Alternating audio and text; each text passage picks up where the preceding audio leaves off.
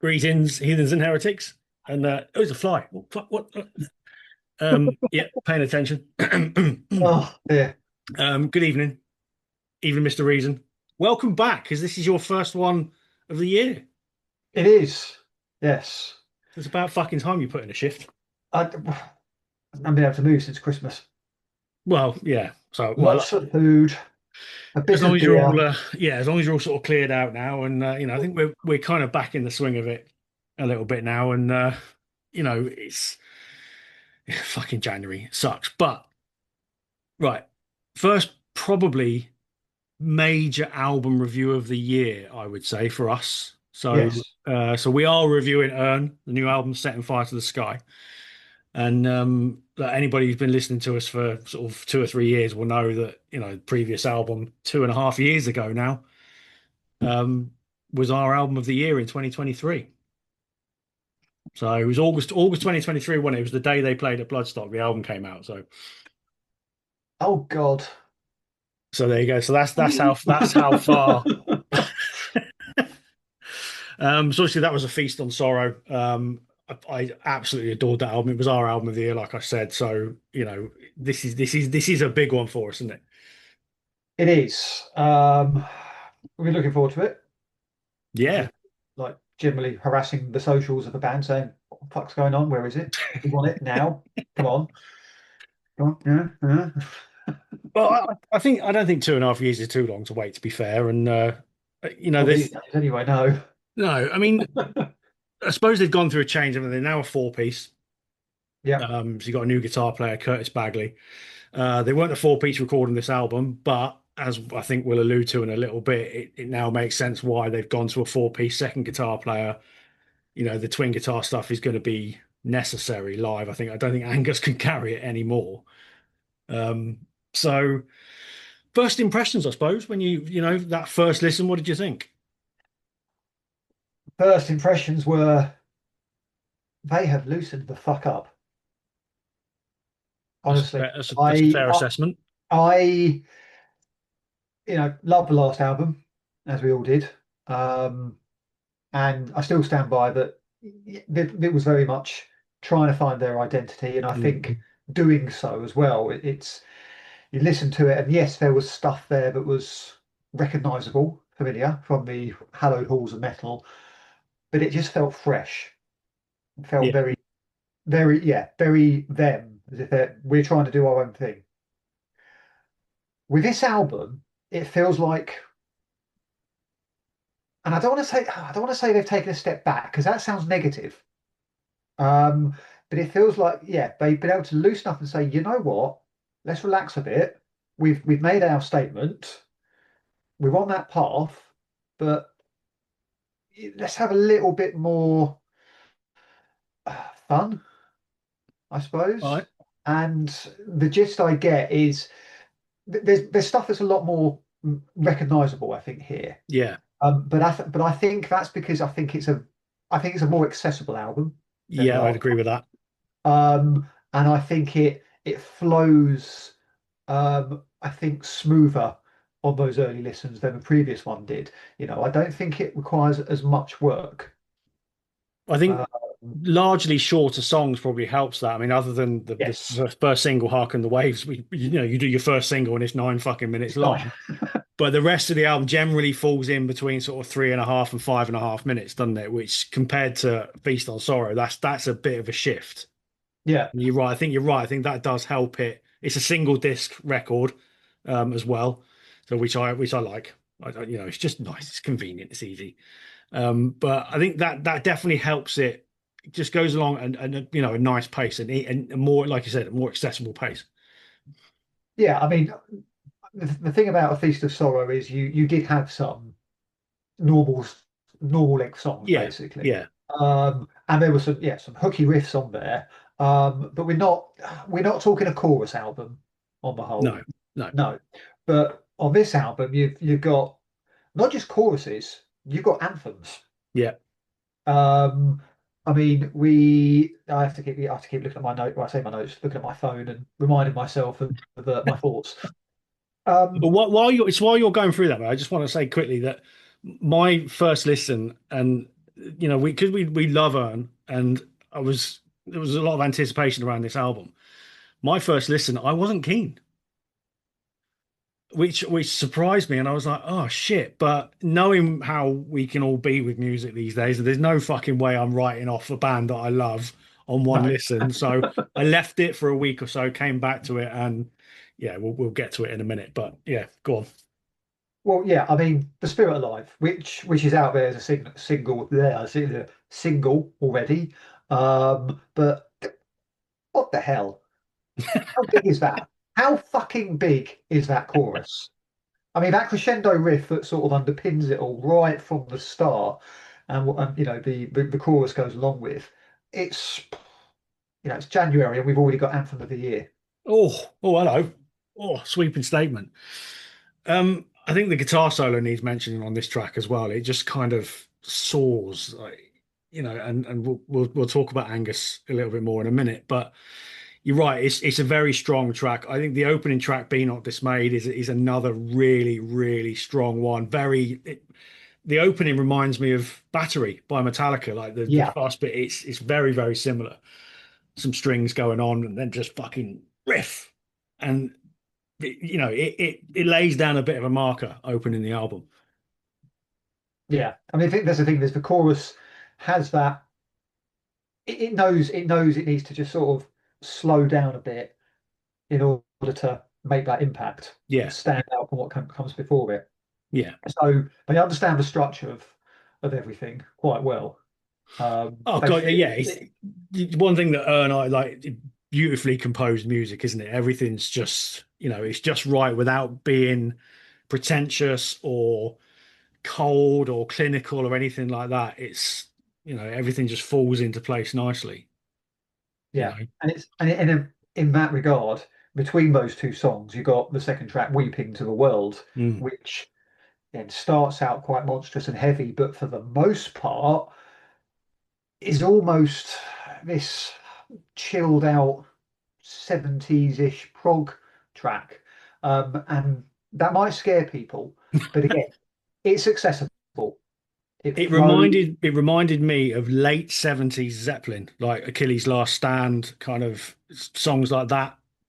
There's a drum beat in it, which sounds with drum fill in that sounds just like the bits in Achilles' Last Stand. So that it's not a bad thing to be compared to, is it? Really? No, no. And then this is the thing is that what you'll hear from this album, it is gargantuan. Mm. Yeah, it's heavy. Um, but it's heavy in the right way. It's you've got that production, which Joe DiPanto has done again. Um, but it's I think the way they use it, they put those guitars in. There's a sort of a reverb there that just fills the room completely when you're listening to it. Um, Yeah, so yeah, you've got that through the album. So when they bring that down and do something like the quieter stuff, the more pleasant stuff, it emphasizes that even more. I think we need to talk a little bit about Joe's vocals on this one because again, there's a bit of a shift. There's a lot more clean vocals on this. Yeah, Obviously, still get that sort of strain in his voice when he really pushes it, which is something I've always loved about Ern. But there is a lot more clean to this. But I think that's what threw me when I first listened to it.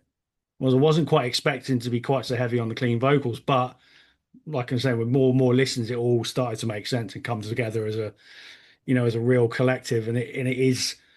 It's a pretty fucking stunning album, mm. to But be you've got honest to with you. you've got to have that variety. Yeah. You don't want Route One with vocals. Anyone that can actually do you can do the gruff, you can do the shouting, Mm. but you can sing as well. That's what you want because you want an album that's got that ebb and flow. And it's what will separate them from the rest as well, isn't it? Like you said at the start of the episode, they're now starting to carve out their own sound. Yeah. The influences are clear, sort of Justice era Metallica's in there, Mastodon in there, Gojira's in there, but it's Urne now, very I'm much so. I'm gonna say something controversial here. Don't say Genesis or No, something. no, even more controversial. There were two or three times where this album did remind me of Machine Head, but we like there is good Machine Head. We know that. We've established that. Yeah, But that's this true. is this That's true. is this feels like you're doing Machine Head right. None of this 1, 2, 3, 4, get the fuck up kind of stuff. Taking that core sort of 90s groove, that 90s melody as well, that crunching Mm. heaviness. Yeah, it reminded me of reminded me of when Machine Head were good without all the nonsense that can Yeah, come with it. it's a fair comment. I know I didn't really think about it from So, that point of view, but I kind of see where you're coming from.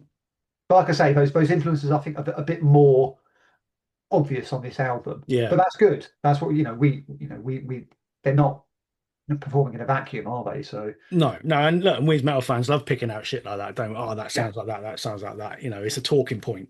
I mean, Right? I have to say, like the final track, uh, Nocturnal Tunnel Forms. Fronts, that's an Ozzy Osbourne chorus. Oh, fucking hell. Yeah, all right. That's great. Yeah, that's what we want right now. So I want to. I also want to talk about the track "Breathe," which has got Joe Quayle on it, which is a very, very low key, without a doubt, the most delicate sort of low key song they've ever written. They've never done anything like this before, and it's really dramatic. I think Joe Quayle's strings are quite subtle. It's not like it's all big yeah, yeah, bombastic kind of metallic S&M style stuff. It's very subtle, and I think as a breaking point in the album, because like I said, Harken the Waves is 9 minutes long, and then it just to drop down to that, and then the sort of big finish with Nocturnal Forms. It sits just right. It's a beautiful song. but it's also quite traditional. Having the penultimate track Yeah, be as a ballad. Yeah, a quiet one before yeah, you launch, and even then it's again 4 or 5 minutes long, that sort of last track. But yeah, I mean, it's as you said, it remains understated. mm, It doesn't need to be that. We've had the bigness elsewhere on the album. This is exactly where you want to just bring things down, tread a bit carefully, and have that impact at the end. yeah, yeah. And I think it's. I suppose it would be easy to just throw in like an acoustic intro or something like that, but to actually put a proper song in there and yeah, it just the album just starts to flow really, really well. Let's talk about Angus and the guitar work on this album because at times it's fucking ridiculous. Like there is some incredible soloing on this album. If you're a guitar nut, then you're gonna love this album. Yeah, He just flies. and again, it all sounds so organic. Yeah, The danger of any kind of sort of guitar soloing is it feeling forced. You're yeah. putting it there to show off and whatnot, and you don't get that vibe from this. It knows when to do that and when not to. I think it's just a further example of just they know how to craft a song, and that's what sets them apart, I think. A couple of other songs I want to mention. Towards the Harmony Hall, track 6, which is a really, really heavy one. That's where Joe really starts to roar and it almost sounds a bit like John Tardy from Obituary in a couple of moments in that. So that's an interesting. I mean, You know? that's one of the slow moments, Yeah, isn't it, of the album, yeah. where it just not really slow, but it just crawls to a slightly more um I don't know. Grind. Yeah, I think that's it. Yeah, I can't. I think that's I've why forgotten that's why it made me English. think Obituary because it does. It's almost sludgy, Yeah, in the way it yeah, kind of goes. So that's a standout as well. But I think what we're going to find with this album is, going to be listening to this over and over and over again, and it will start to come to life even more. I think it's very early. We've had it for 3 or 4 weeks. I had a chance to listen to it a fair few times, but I think once you actually sit down with the record or in the car or whatever, it will start to come to life over time, I think. yeah. And the thing that will be clear is how well it's put together in terms of Yeah. when each song should be. Putting an album. It's all in good having the songs, but knowing where they should be on the album in conjunction with each other. And Yeah, they've got that just right on this one. And it, like I say, that ebb and flow that you want any album to have. You don't, Route One's fine for certain bands, but not this. Even when they do this, like thrash. That title track is thrash, yeah, yeah. um, but it's not generic thrash, for example, as we like to mention. But it's yeah, you've got that, and I think overall it's an album that, I mean, skippable tracks is a bit of a dodgy term for me, because I find even if there's tracks that are lesser, you stick with an album, you listen to the album as Yeah, a that's whole, that's a fair point. the That's a work, fair point. unless a song is utterly dire, I never skip it. It's as simple as that. But there is absolutely no question. There should be no debate. There is no skippable Nah. songs. There's no filler here. No, the whole thing has been properly crafted with a point of, a piece of work, which is as it should be. Okay, so two questions then. Question one, is this Ern's moment? 3 albums in, is this the sort of point in their career where they make that next step up and we start seeing them? Obviously, I know they've been out with Gajira and that in France, but in the UK, we said a couple of years ago, oh, they'd be a great support band for Metallica. Now, they're obviously not, that's not happening now, but is this the moment where they can take it to the next level? It should be. If there's any justice, it should be. Yeah, I And think that's I think that's fair. and also, if you look at that album cover, Yeah, very that's a beautiful cover. yeah, it is. It's lovely, very standout. Yeah, That's what you want. yeah. Yeah, and look, a great British band that obviously we want to see succeed, and they fucking deserve it. This is 3 absolutely superb records now, and The thing is, they're heavy. yeah, They're really heavy, fucking and heavy. that's what we love about metal. That's what so many. I can't understand why you would. They're heavy. They're heavy, and they're melodic, and they can do fast, and they can do slow. They've got it all, Yeah, and they're heavy.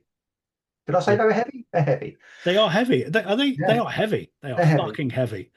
And second question then, I know it's early days yet, but are we still going to be talking about this album in December? Maybe. There you go. There you go. Look, to sum it up, we fucking love it. It's a fucking great album. This is, Ern taking another step forward, even though it's kind of, I get what you mean by this sort of step back, but they're progressing as a band, Yeah, absolutely. and the fucking, hopefully there's no ceiling for them. They deserve to go on and be absolutely fucking massive and headlining Bloodstock in 3 years' time. Who knows? They've got the songs, they've got the punch as well, and now they're a 4 piece live. Um, so you didn't come to the Camden Barfly, or whatever it's called No, now, show, did you? Which their one show, and they were so fucking loud. Like it was fucking huge. So it fucked my ears for a fair few days. no, that's not that it matters at this point. Yeah, they were too big for that room, 200 cap room, and they were way too big for it. So there you go. That says it all. Watch this space. We've said it 2.5 years ago, and we're saying it again now. They're going to be fucking huge. Do it. Get on Yeah. it. So the album is out in about a week, so 30th of January. It's on vinyl, CD, and all that as well. Obviously, it'll be digital. So yeah, get involved, check it out. It's an absolutely fucking magnificent beast, isn't it? So yeah, 100%. yeah. Well, that's it. Go out and buy it. Go out and buy it. You can pre-order it now as well. Fucking Raven Records from their own website, from all the usual, HMVs and all that lot. So no excuses. Right, that's it. Thanks for listening. Thanks for watching. We'll see you next week. Stay metal.